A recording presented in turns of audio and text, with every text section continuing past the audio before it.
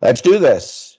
The Cult of Hockey podcast by the faithful and for the faithful. I'm David Staples of the Edmonton Journal, and I'm here today with Kurt Levens. Hey, Kurt.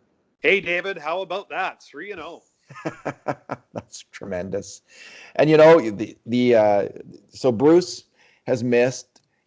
Bruce is on vacation right now, for anyone wondering, and he's missed the two most exciting games probably of the last two seasons. Well, 2.01 seasons, I guess it is what it is. And he's going to take that personally, knowing Bruce, because he's a little bit superstitious about this kind of thing. Like if he's grading games and the Oilers go on a losing streak, he actually notices that kind of thing. Like I would never notice if every game I graded they lost, it would never occur to me that I had anything to do with it. But he's got that hockey superstition thing going on. Well, if we're being superstitious, we can't let him come back.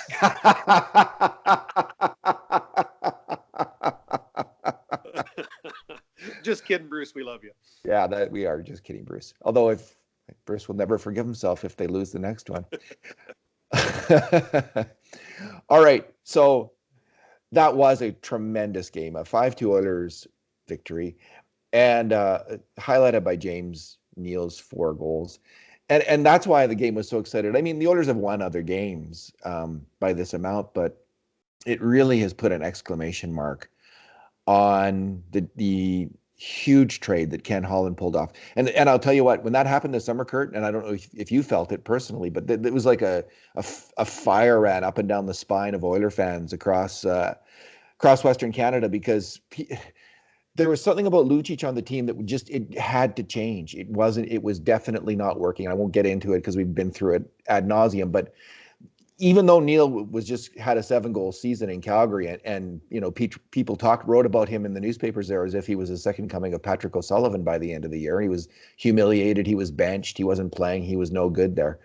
But for this trade to come together in this way, let's face it, to rub it in a little bit on Calgary Flames, and to have Neal doing so well off the start. I haven't paid attention to how Lucic is doing, but that was thrilling. Well, I can tell you, he doesn't have 7 goals. Does Neal have 7 goals now? Is Seven. that 7? Are you sure? No.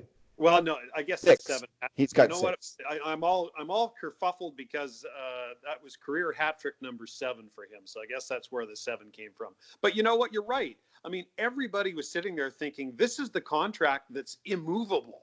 We're stuck with it. No one's going to take this on.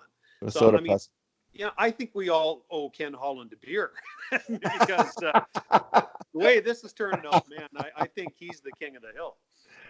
Oh yeah, all praise Ken Holland. Like that, that was a huge move. So this is our 2 good things, 2 bad things, and 2 numbers podcast. We've already kind of covered my good thing, which is James Neal. But I do want to say this: all of those goals, there was no cheapies there. All of those goals were just goal scorer goals. Yep. You know, the first one, which was from the high slot on a turnover, I think it was, passed onto a stick by Derek Brassard. He moved with the puck. He kept moving laterally with the puck, and he got it off really quick. And both those things combined to make that a very, very difficult chance for the goalie to stop. I mean, he slammed in the one from the edge of the crease. The final goal was a one-timer shot from a sharp angle, but he just fired that as soon as he touched it. And I'm trying to, what was the other one? Well, the one that really stuck in my mind was it was the shot pass from Draisaitl right to the doorstep. Yeah. And you don't score those goals if you don't know what you're doing. The stick was in the perfect place. Draisaitl hit it top corner. It was a thing of beauty. What was this? Oh yeah, okay. And then the second goal, which was his first power play goal, that was the one where he showed. So he's working this play down low on the power play with McDavid. McDavid passes it to him. He passes it right back. And it might have happened again where Neal was just such a cool customer down there. Like he didn't sense the moment was right, so he just fired it right back to McDavid. It goes around the circle, comes back to again, and then he pivoted and fired it in with great hands. Like Kurt, I don't think we're seeing a mirage here, and I hope we're not. Of course, you know, it's not sustainable, the shooting percentage, as we will be told by many, I'm sure. But nonetheless, we are seeing someone who can really shoot the puck and playing with people who can really set him up. It's a nice combination. Well, and this is a guy that has 9, 10 seasons of 20 plus goals. I mean, he has this track record as being a consistent NHL goal scorer. And on the power play, I like what you said about being on the power play, because you know what I like about James Neal the most, other than the fact that he can put the puck in the net, he knows how much time he has on the power play.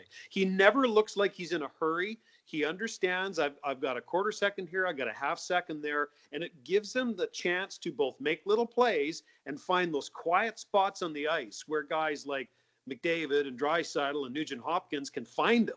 If that keeps going on, we've got two lines that are super dangerous going forward. And that power play with those three skill guys, Nugent Hopkins, Draisaitl, and McDavid, able to handle the puck and throw it around, that could be killer. Yeah, and you know, 5 tonight, 2 for 4 the night before against LA. This looks like the power play that we had the year we made the playoffs. So what was I going to say? Let's go with your good thing. What was your good thing? My good thing was the momentum that was created from the first two lines, but then the bottom two lines didn't piss the momentum away. I mean, you know what we've seen for the last couple of years? Everybody said, you know, the Oilers are playing line and a half hockey because really what we had was a line and a half. Well, now when those two first lines with Neal on that second line, I think we can agree we have two real first lines now. But then, especially when the Sheahan line came out with Kara and Russell, I mean, they cycled that puck like you wouldn't believe. And so this momentum that the top two lines would build up, then these guys would keep the puck in the Islanders' end for the next 45 seconds. That was such a great game from Jujhar Khaira. Maybe his best game as an Oiler. Like, I know he didn't, I don't think he didn't score, did he? Didn't put up any points, but wow, he was just a force out there. And this is the player, like, I mean, I remember watching him in Bakersfield in I think it was his third season. By the end, he was that kind of dominant player at the AHL level. He was just a force on the ice. And we saw it now and then when he came into with the Oilers. But he's just been, as Bruce calls him the Okotoks, because which is it's a very complicated joke. The Okotoks is a big rock, but this big rock is known as an erratic. An erratic, that's right. An erratic. So he calls Cassian the Okotoks. I screwed it up, Bruce. Sorry. Well, I think we got two Okotoks. He's erratic too. He got double one of the Okotoks. moments that I thought really stood out is he had young Dobson on the cycle in the corner, and he hung on to that puck for, I bet you if you put a clock on it, he had the puck for 20-25 seconds. And Dobson just couldn't get a step on him, and because Kara's so big and strong, he couldn't push them off the puck either. To me, that's how JJ has to play. He's got pretty good wheels, but he has to be smart and use his size on the cycle. To me, that's where he's the best. I noticed that same play, Kurt, and I was thinking about Dobson. Welcome to the NHL, kid. No like you're kidding. playing. I just thought you are playing against men now. This is the reality, and it ain't fun. You know, so Sheahan played really well, and I had earlier been criticizing that line, saying I don't think they have enough speed to do it with Kara and Sheahan on the same line. But I was proven wrong tonight. Like, I hope I get proven wrong a lot more nights, because did that line ever play well? They were strong. I thought Haas was okay. I mean, he was a little bit culpable on the last goal, although it developed into a 2-on-1 down low essentially. But you know, the interesting thing, both Haas and Neal on the power play, both those happened because of illness, right? Chason getting sick, and Sheahan getting injured. So it's funny. Like we've heard this. It's one of the kind of the staples of hockey. Like, the idea is, like, someone gets hurt, you got to take advantage of that opportunity. Well, we're seeing it this year, and we haven't seen that in a while, and it's great to see. Well, think about it, David. We had 35 goals in the press box tonight. If you put together Chason's goals from last year and the guy that we got from Arizona, that's 35 goals sitting in the press box. Last year, we all would have gone, oh, that's it. We're going to lose this game. So and we would have lost it, Kurt. You know it, too. All right, your bad thing. I don't mean to dump on any particular player after a strong performance like that, but I've yet to see anything that convinces me that Granlund should be in this lineup on a regular basis. Quiet to a fault is how I would describe it. And with Josh Archibald, if he's healthy Thursday in New Jersey, I can't imagine a world where Granlund stays in. I certainly wouldn't pull Russell out after the performance that he had on that third line tonight. Not a chance. Not a Yeah, chance. so on an overall strong performance from the club tonight, I thought the weakest link was Marcus Granlund, and he needs to pick it up, or he's going to be finding the pine way more often than he's used to. Yeah, because they have alternatives in Chason and Archibald, and both of those guys could go in ahead of him.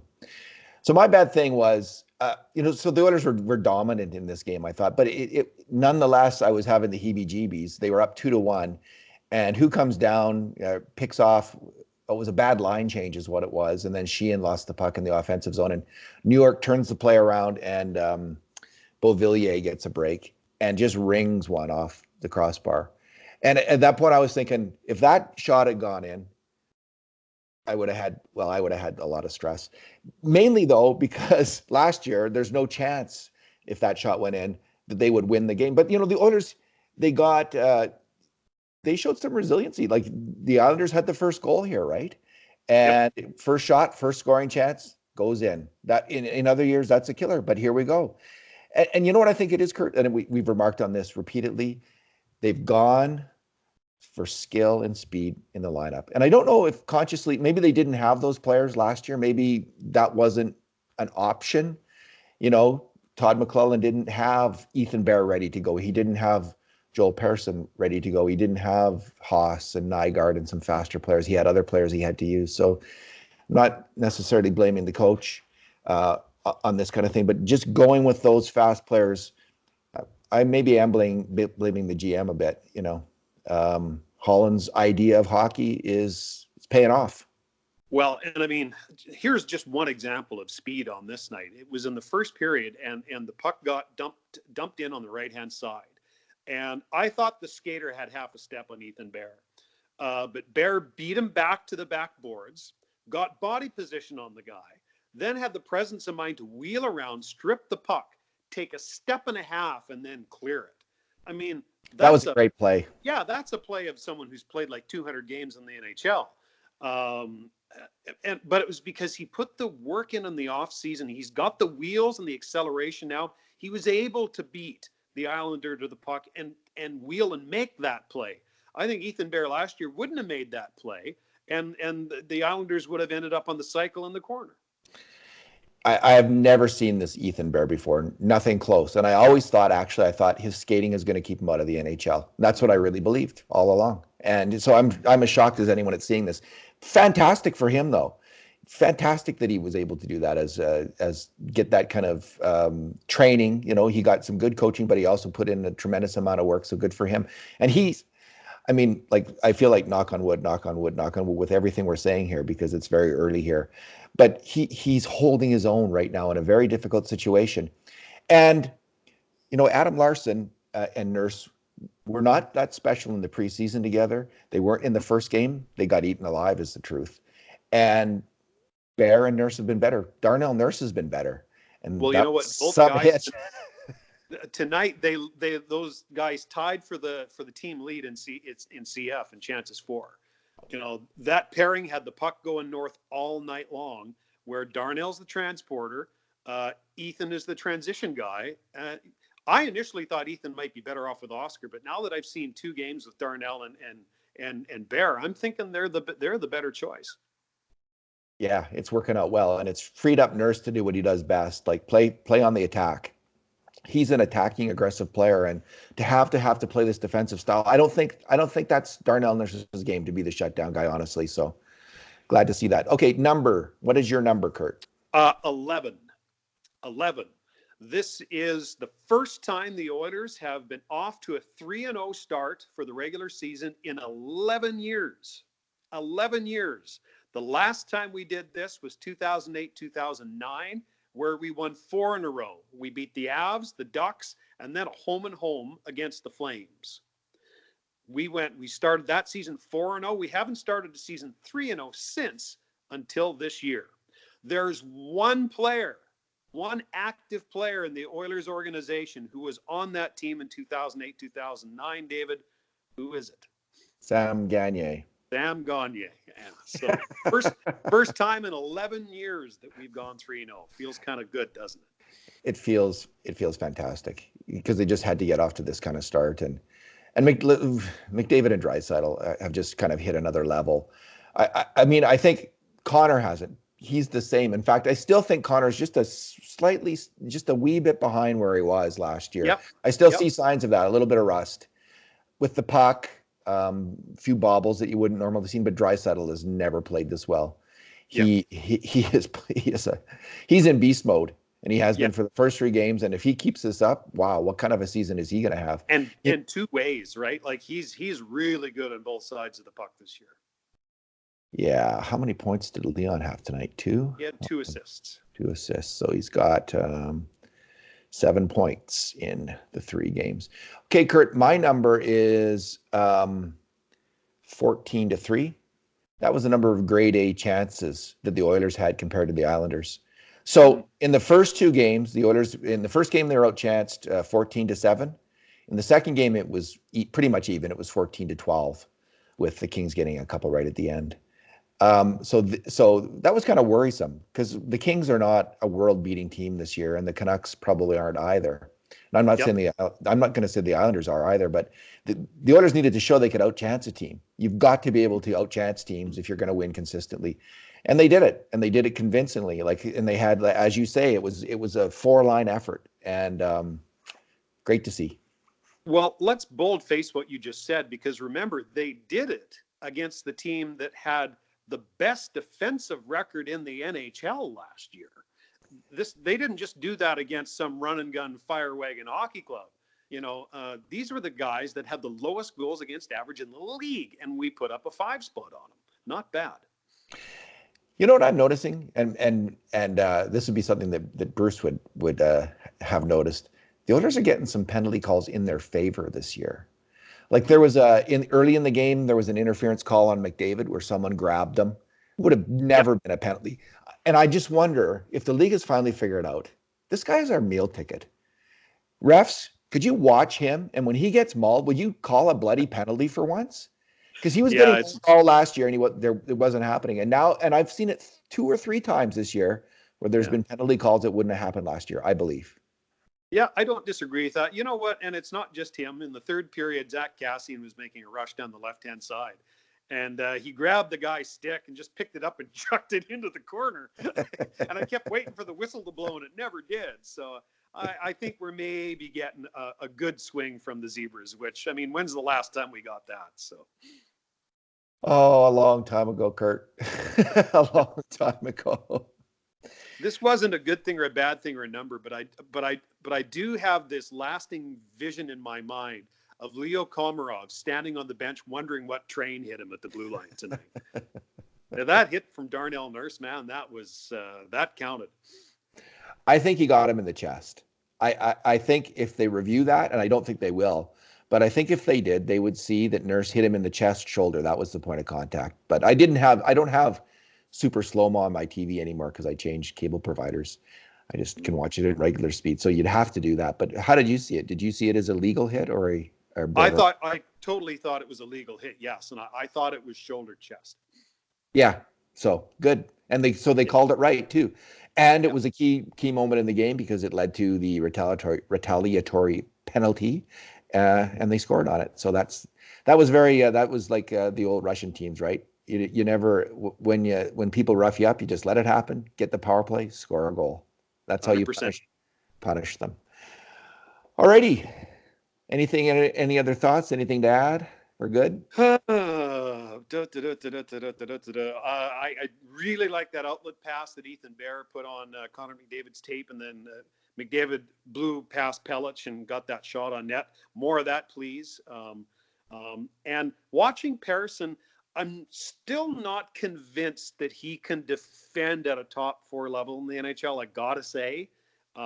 I do like his coolness in the defensive zone with the puck, and he makes tidy little passes, which I do appreciate.